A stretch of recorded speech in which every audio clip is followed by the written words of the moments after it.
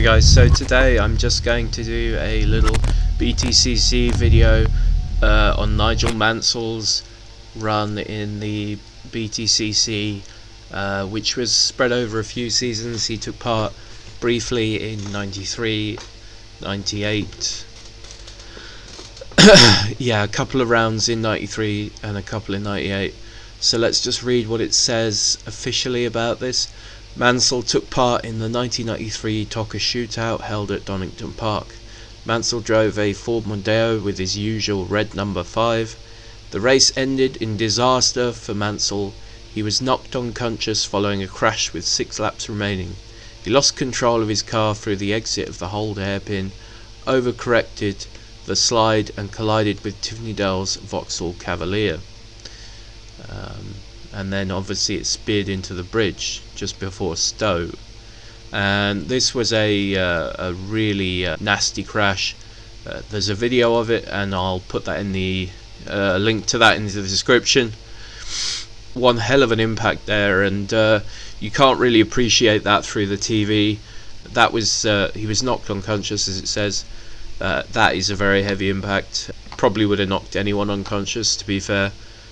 He didn't hit hires, he just hit like solid lump of concrete. Ouch. So not much of a 93 there. Had to obviously chill for a bit after that. If that had gone well that round, who knows, maybe Mansell would have done a bit more full-time touring cars, because that was one of his first forays into it in 93 there. So it says Mansell made a return to racing in 98 in the British Touring Car Championship, driving a Ford Mondeo for 3 rounds, with the number 5 already taken by James Thompson. I remember that Honda Accord with Thompson. Mansell raced the red number 55 instead. At the first event in Donington Park, he retired 3 laps into the sprint race. Another Mansell's time in BTCC was largely cursed. Let's not forget he was a F1 world champion in 92, and won multiple races while he was at Ferrari before that. But he was at retirement age when he won the world title, Formula 1. He won it late on in his career after many attempts. So he was no spring chicken, and perhaps that's why he didn't react well in the sprint race, where he locked his brakes and just went straight on and boom, and race over. It was in some very deep looking gravel traps, so it looked like another rather boring peter out. But it says in the feature race, in 19th position on the grid. Yeah, so you have to start the feature from the sprint race condition, which is just compounds it. As the conditions changed and the track became wetter, of course the changes to qualifying, they change a lot at that time, that was the rule, and the track became wetter. Mansell found himself leading the race for several laps, and he finished in 5th position. The race was regarded by many as one of the greatest in touring car history, and I have to agree with that. I've seen the race, and it's a really good race. I'll put a link to that in the description as well. One thing I found interesting was that when on a touring car documentary, some of the old touring car guys were asked about that, and apparently the crew chief Ford had commented that Mansell had basically been struggling. Obviously he came out and started in last, so he resorted to driving the touring car like an F1 car. He didn't really have in the wet. He couldn't really get to grips to a new car so fast. So he basically drove it like an F1 car, and that tactic was nearly won him the event.